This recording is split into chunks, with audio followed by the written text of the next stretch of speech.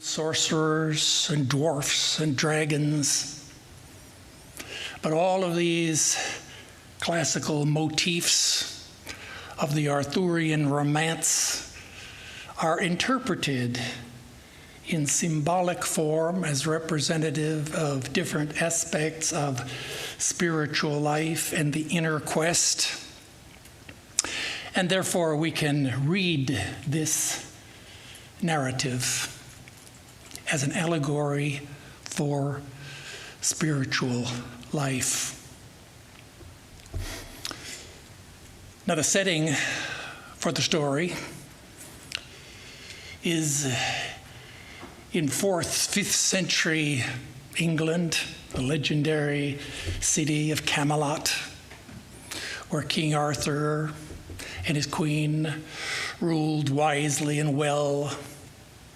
And there were knights in shining armor, and there were beautiful ladies, and there were happy peasants tilling their crops in the fields. And it was a veritable paradise on earth. But as the story begins, there's trouble in paradise. That is, the king has fallen ill. He's lost his powers. He's lost his sovereign will. And there's been a 7-year drought. There's no greening out of the fields. There's no crops are growing. There is no food. There's no water to drink. The kingdom has been reduced to a wasteland. And the wasteland without symbolizes the wasteland within, the collective consciousness of the inhabitants of that legendary kingdom, because they'd lost hope. They lost their idealism. They've lost their optimistic outlook on life.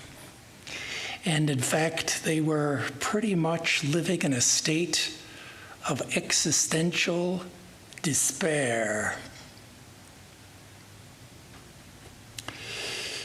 Now, the image of a wasteland will be familiar to you, as the title of what is perhaps the most famous poem of the 20th century, written by T.S. Eliot, in which he describes the state of affairs in the Western world during the modernist period, that means after World War I, when all of the Western civilization, at least European civilization, was in fact devastated. And in the wake of that destruction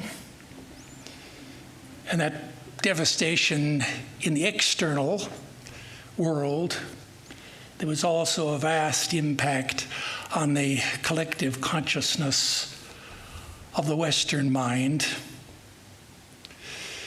There was a loss of faith in eternal ideals, eternal values. People had lost the natural tone of the progress and optimism of the Enlightenment period. And in fact, people were pretty much reduced to a condition, at least the forerunner of existential worldview, themes of which are still reiterated today in postmodern literature. And it's an interesting aside here, that if you read that poem, you'll see that T.S. Eliot was strongly influenced, or was at least well acquainted, with Indian philosophy. The whole of the poem is structured in 5 parts, following the evolution of the 5 elements. He refers to different stories in the Upanishads, that is to say, there are allusions to those stories. And he ends with the classic benediction, Shanti, Shanti, Shanti. So what all that means in the context of the wasteland, you can think about. Now, as the story opens. The story begins on the day of the celebration of the Feast of Pentecost. And all of the knights have taken their seats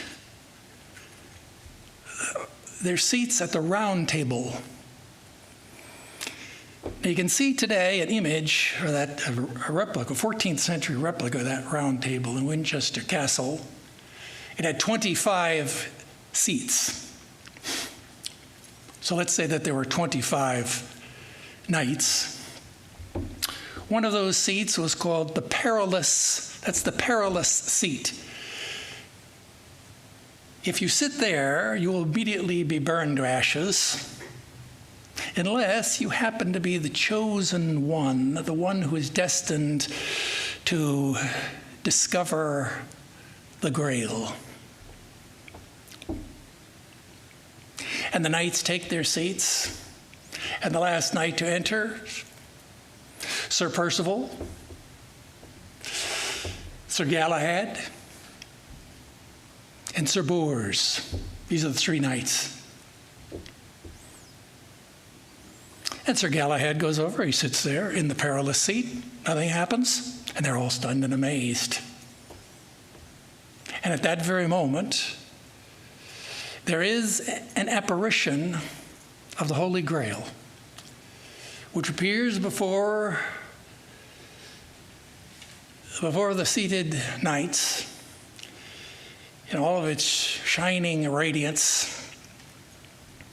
The Grail, as you know, in history is that the cup or that chalice from which Jesus, the disciples, maybe they drank on the eve of the Last Supper.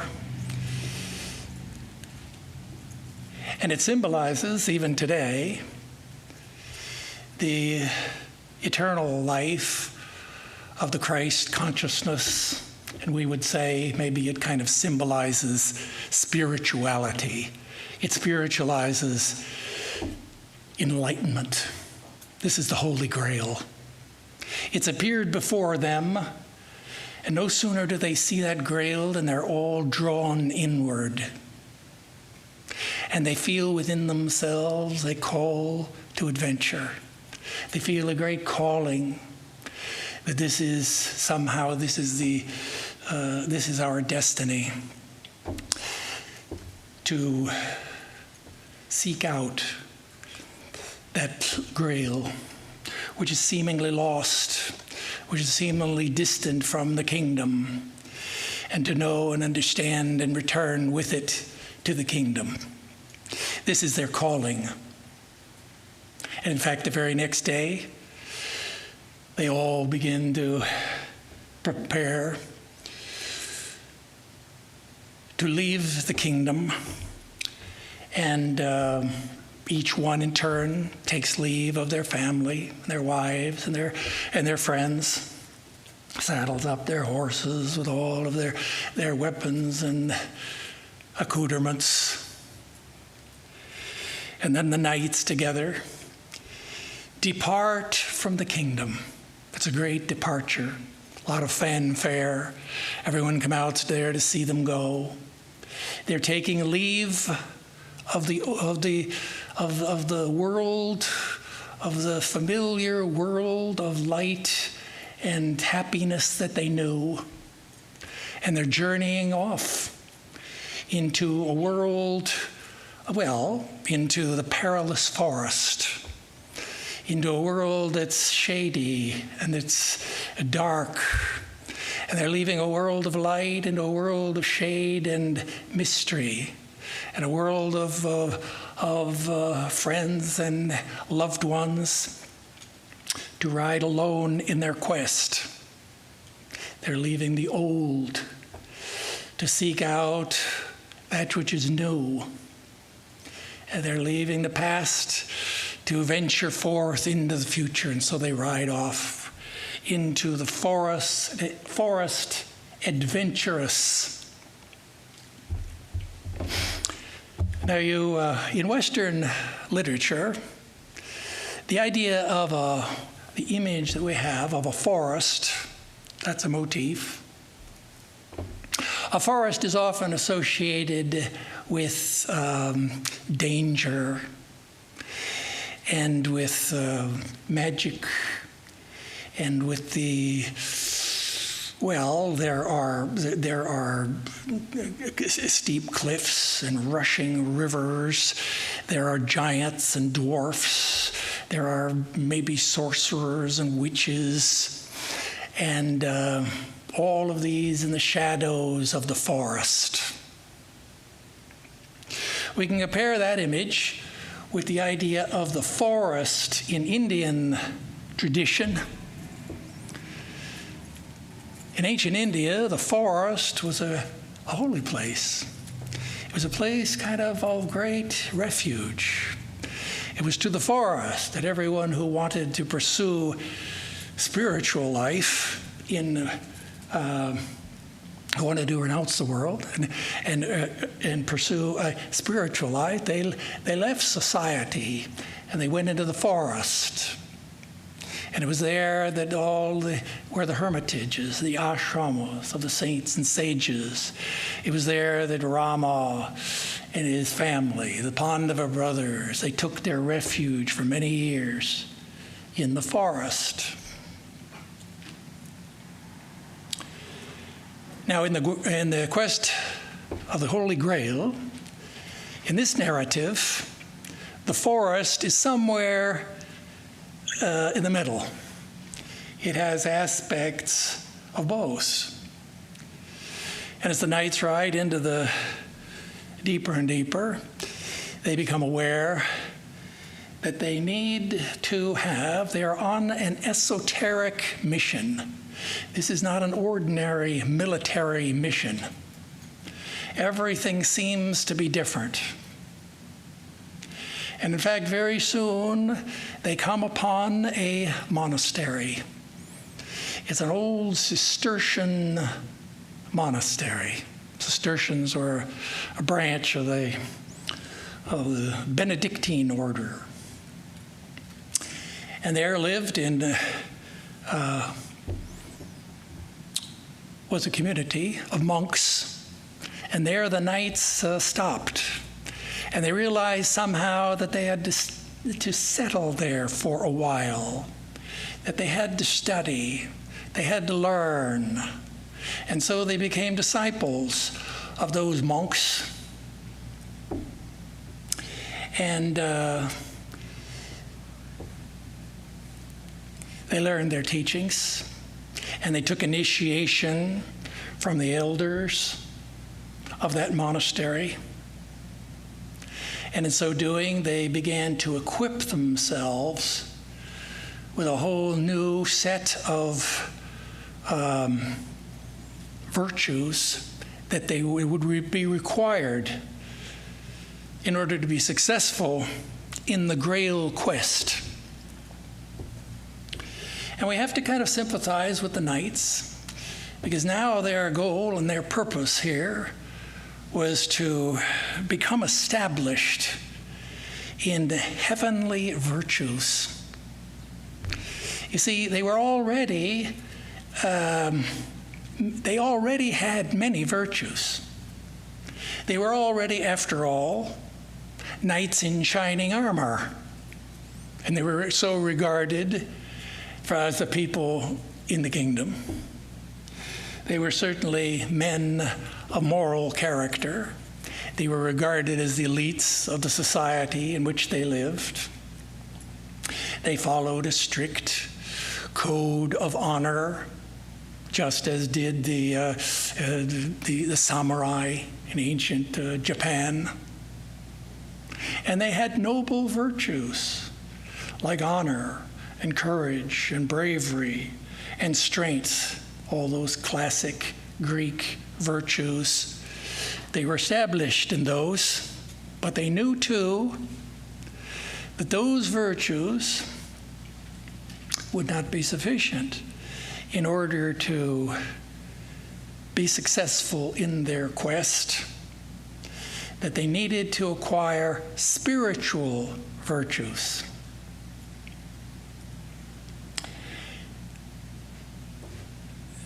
Now let's look at the difference here between three words: ethical, moral, and spiritual. Good to be able to kind of discriminate those three words. Ethical means that a person lives in accord with the norms of society. Society has established, hey, you have to draw the line somewhere in order to have a civilization. Society has certain standards. And those people who are conscientious in supporting those standards are called ethical. Those are ethical people. An ethical person, for example, in business, is a person who, in his office, you will see posted on the wall, you'll see a code of ethics.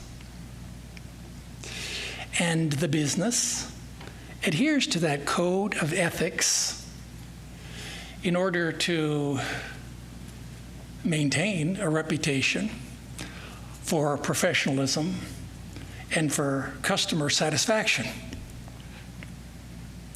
Now, morality, a little different. Morality means is that we live in accord, that is, a moral person is a person who lives in accord with God's law. That is, morality, we could now, there's one step, modulating up one stage. Morality, living in accord with God's law and God's will and God's word. Now, God does not require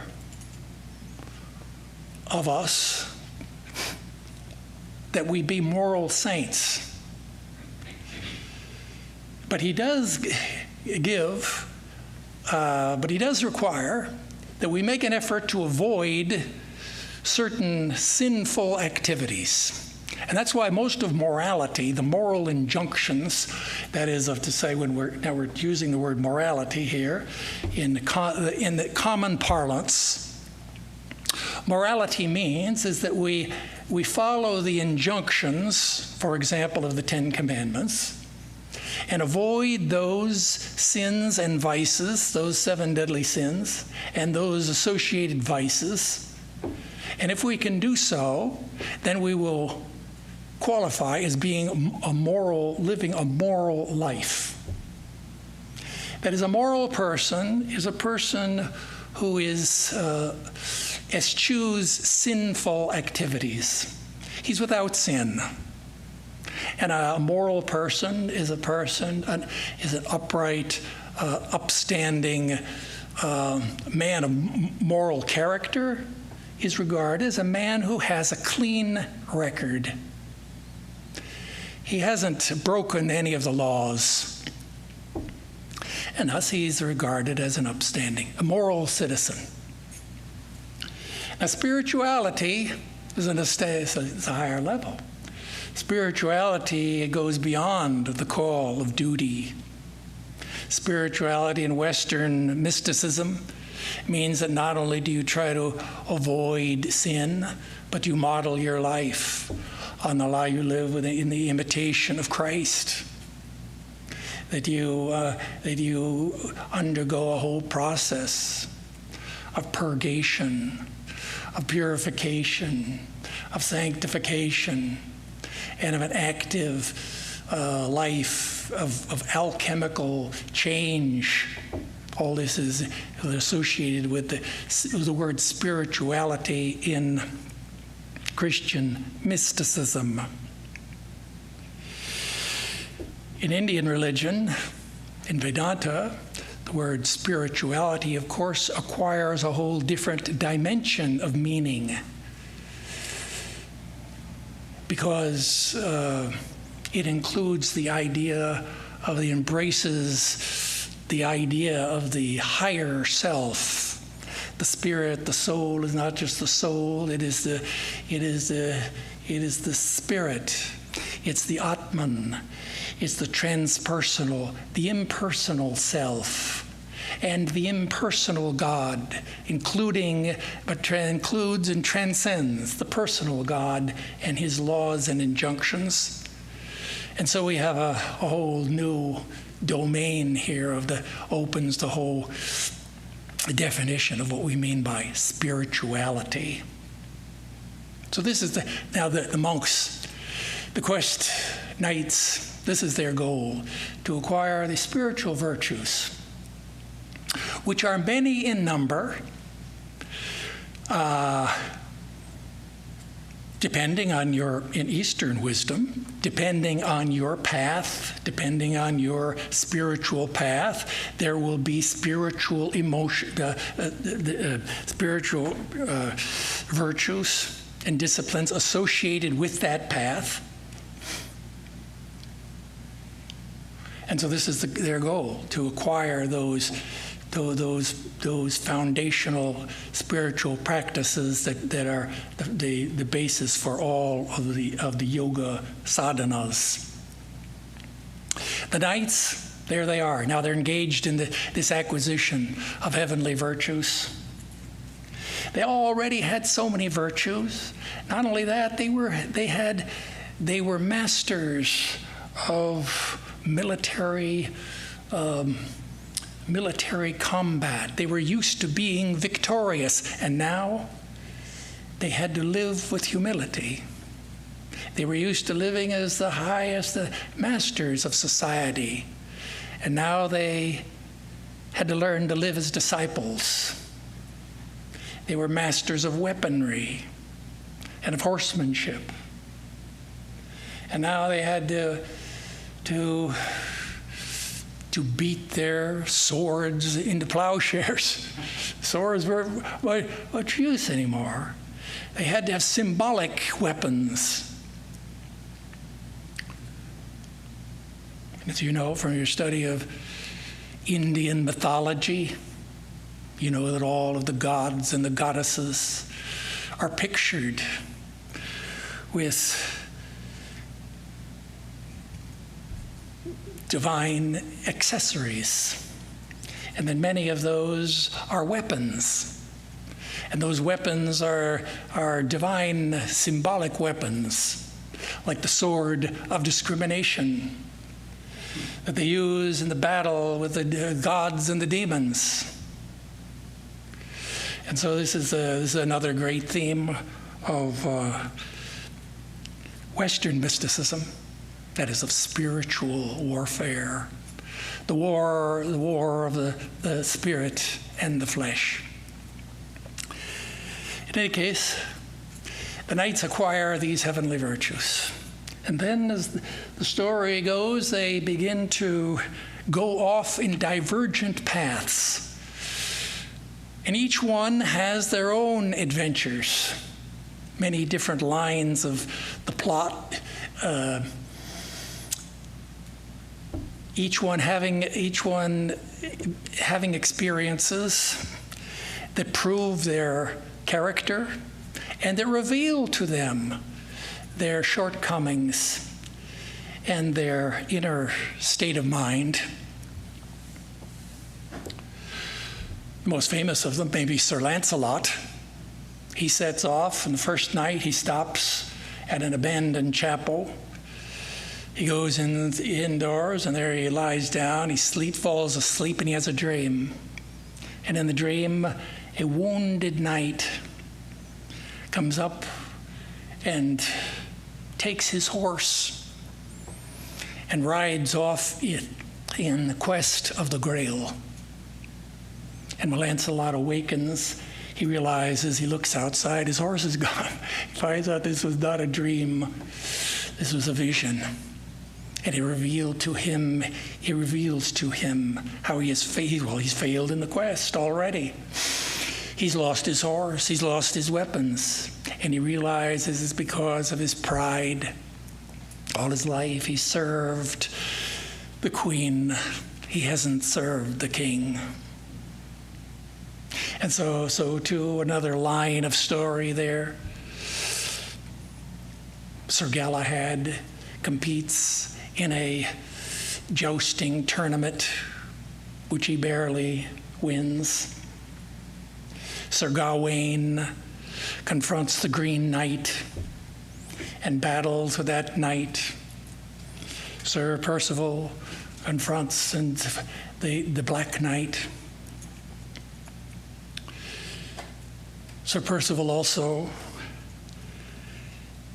finds himself at one point wandering there in the forest, and he comes upon a splendid pavilion, and he hears beautiful music, and he looks inside, and there's a great feast which is spread out, and there's wine and there's women, and this is the pavilion of the beautiful woman. And Sir Percival, he goes in there and he begins to eat and enjoy himself. But before he can fall from grace, he realizes what's happening. He makes the sign of the cross. The beautiful woman goes up in a flame of fire and smoke and shriek. And he realizes that he's been tempted by the evil forces. You can see the tone of this narrative. You can see that it's kind of an otherworldly, monastic, comes out of a renunciate tradition of monks and spirituality. And that's the. So like this, the monks or the knights begin to have their adventures. One after the other, they become lost in the forest. And as the story, time passes, and eventually 3 knights reach to the Castle Corbenic. That means they've located the Holy Grail. It's sequestered in this castle. And there are 3 knights there who arrive and who have been successful so far. That is, they've been successful. That is Sir Galahad, Sir Percival, and Sir Bors. The rest of the knights have fallen by the wayside. They didn't make it. And it kind of reminds us of that verse there in the Bhagavad Gita, 7th chapter, where it says that among thousands of people, maybe one person becomes interested in spiritual life. And among those thousands who do become interested, maybe one will make some progress and succeed. So here we see that, in fact, out of the 25, only 3 have been successful. They come to the castle. It's a castle of wonders, guarded by lions. It is surrounded by moats, kind of reminiscent of maybe in your reading of mystical literature of St. Teresa's, the interior castle, with the outer courtyard, the inner courtyard, the inner apartments. They go in there, and there are rooms filled with wonders. One room has a cauldron, a maiden is in a perpetually boiling cauldron. Another room where if guests attempt to spend the night there, they're assailed by flaming arrows. Another room, there is a tether that leads, there is a dragon tethered to guarding that room. So like this, it's a castle of wonders. The 3 make their way through these rooms to the chapel, to the inner sanctum of the castle. And there they come into the church and into the holy chapel. And there, in fact, they see that there's the celebration. There's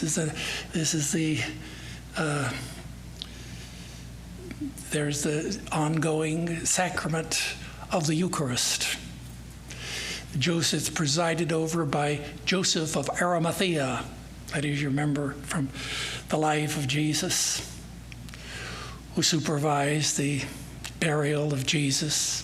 So there he is, kind of this holy, radiant personage. He's celebrating the Eucharist.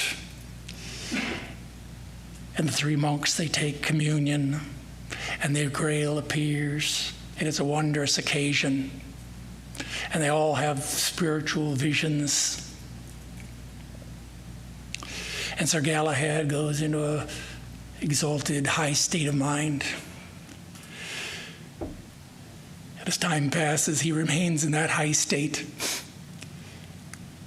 He never comes down, gives up the body, and is interred in the castle.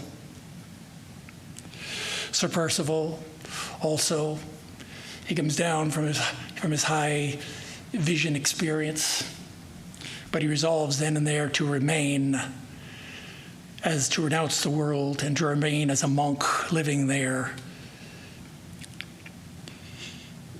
in the keeping of the Grail. And Sir Bors, he also has had this apotheosis, that is this transformation in his whole mind and character. When he comes down to normal consciousness, he looks around, he sees what's happened, and he's stunned and amazed. But he decides that he will return to Camelot and to bring news of the Grail. And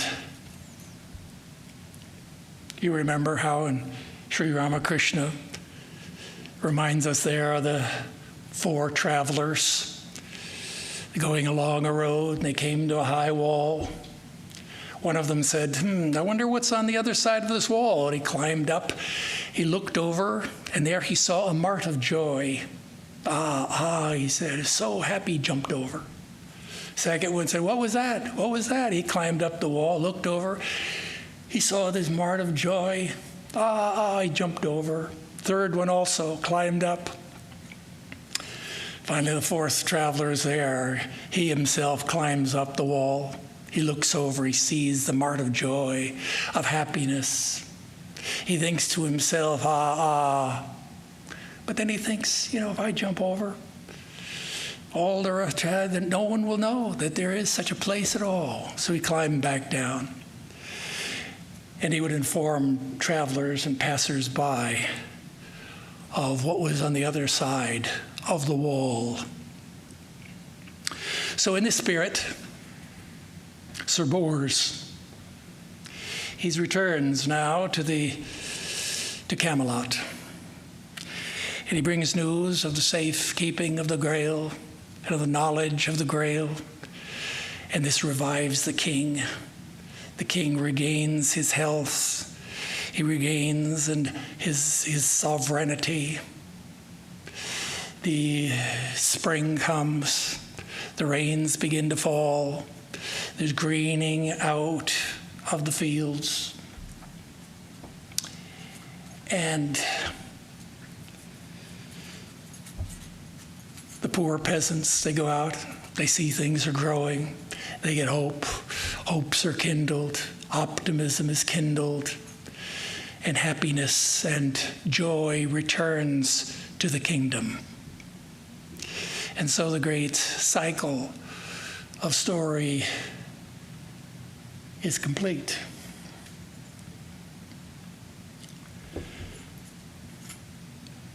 Now,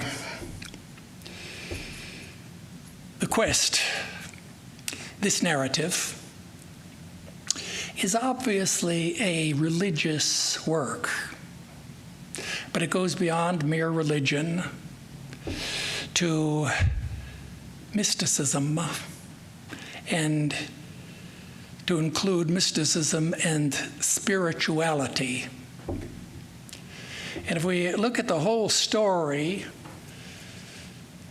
we can see that the narrative, it fits a pattern, it fits a template, which scholars of mythologists call the monomyth, sometimes called the hero's journey. That means it has stages in the narrative, has 7 stages, which become obvious. That is, the call to adventure, and the great departure from the old world to the world of the forest, initiation, the threshold crossing into higher, from moral into mystical and spiritual life, the whole process of the acquisition of heavenly virtues,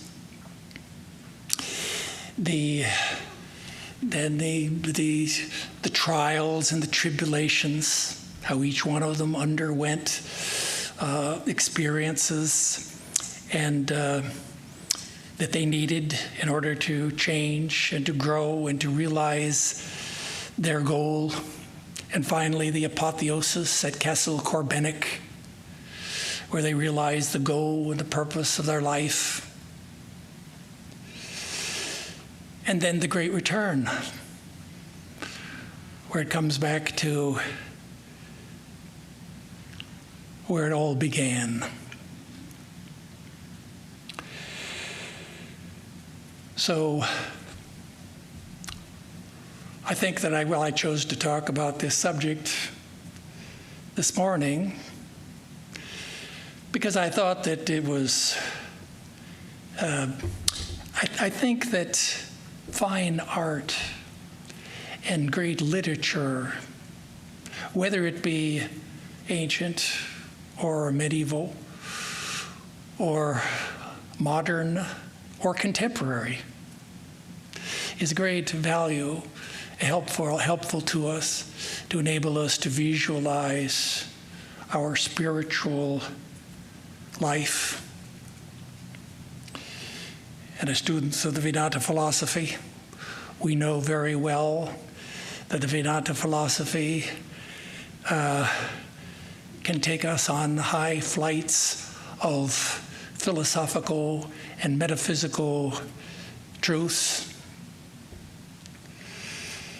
But we know too that sometimes the goal and purpose of this is not just to know and to understand these metaphysical truths, but to realize the ideals.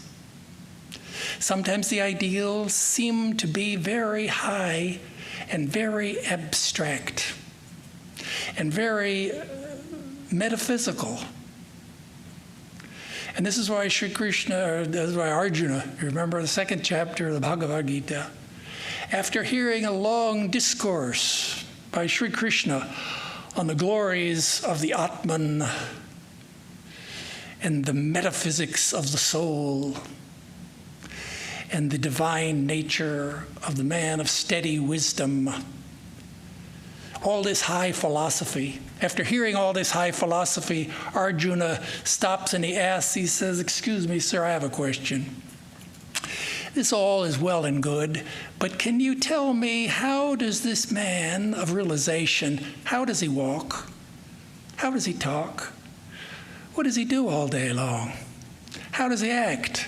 That's what he wants to know. That is, Arjuna wants to have something concrete. He wants to be able to visualize what he's trying to realize. And so through the answer, I think, to Arjuna's question, we find, in fact, in just our study of the lives of the saints, in the study even of ancient narratives and epic poetry. We find it in great classic novels, in folk tales, in fairy tales. All of these are helpful to us, to enable us to begin to see in our mind's eye what we know to be the truth. And so it is that something like our narrative this morning is helpful to us to maybe to map our own spiritual progress, to know where we are in the storyline, where we've come from, where we're going. Helpful to us to analyze our own spiritual progress and to reflect on our own spiritual quest.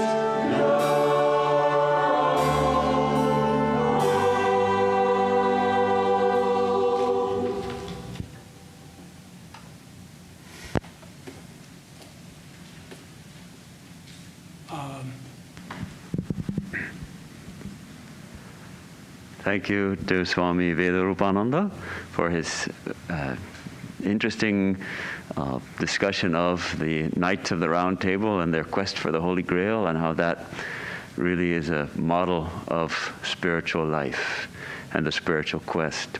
The Swami stays at Swami Vivekananda House in South Pasadena, the house where Swami Vivekananda himself stayed.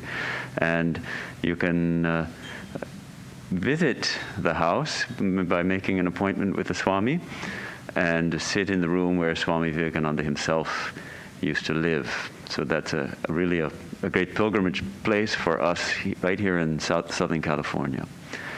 Next week, our speaker will be Swami Mahayogananda. His topic, my topic, will be loneliness and solitude. And otherwise, our classes are continuing. All our classes and functions are also put online, including our evening prayer every night at 6 p.m. People all over the country and all over the world join us for our evening prayer. So it's a nice way to end the day. If you can't come in person, you can join us online also. If this is your first time here, a warm welcome to you. Our bookshop is open, and we're glad to see you. Thanks.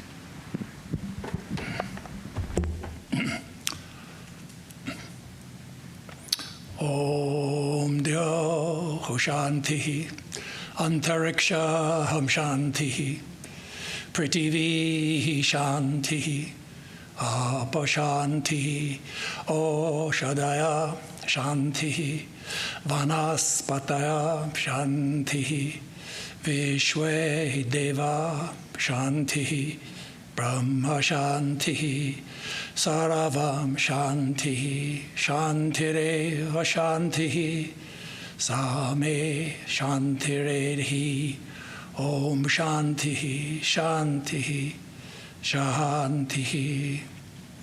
Om. Peace is in heaven, peace is on the earth, peace is in the sky and in the waters. The herbs and plants and trees are full of peace. The gods are peaceful. May this eternal, universal peace enter our souls and beings. Om. Peace, peace, peace be unto us all.